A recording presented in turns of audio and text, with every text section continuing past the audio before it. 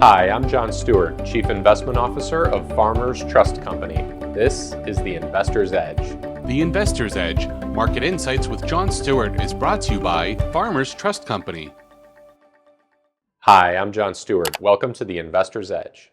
First up, the week in review. Fed plays the Grinch. Well, the Federal Reserve and its chairman, Jerome Powell, had an opportunity to play Santa Claus to the markets, much like they did last year. But instead, they decided to flip the script and play the Grinch instead.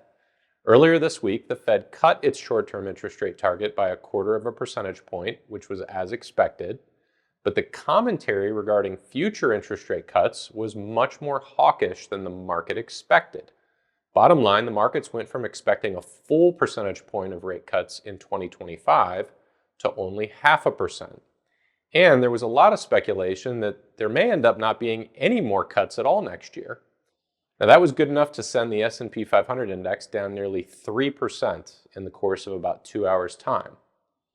Now this continues to be a market that seemingly lives and dies on easy monetary policy. It fell 20% in 2022 when rates were rising, and it rose over the past 14 months after the Fed changed course and began signaling lower rates. There's a lot of change in the air, and investors have assumed for a while that markets were impervious to the potential risks. Perhaps now some caution is warranted until there's more evidence that corporate earnings are on track for 2025.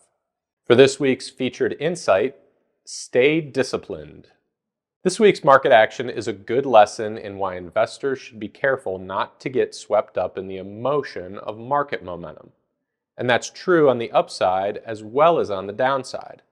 A lot of investors have felt pressure to get more aggressive in their portfolios as markets moved higher in recent months, thinking that the market had nowhere to go but up in the future.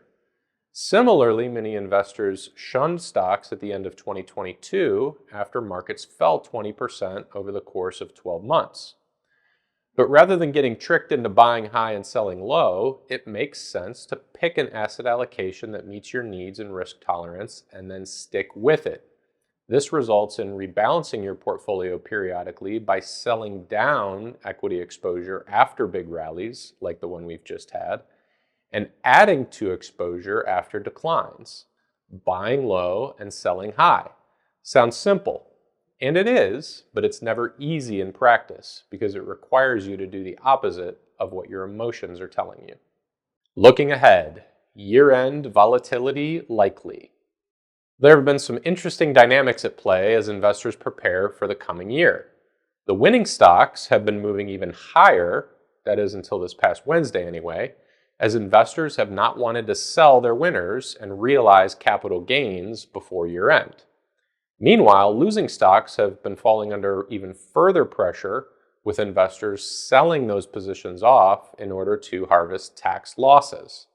Now that dynamic will likely flip as soon as the calendar does, with winners coming under some pressure and former losers rallying.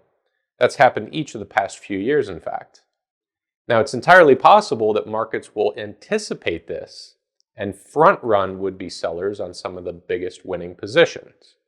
That's you, big tech. So don't be surprised if some of the biggest winning stocks of the past couple years see some more downside before the end of the year. Once again, I'm John Stewart. Thank you for watching The Investor's Edge. The Investor's Edge, Market Insights with John Stewart, is brought to you by Farmers Trust Company.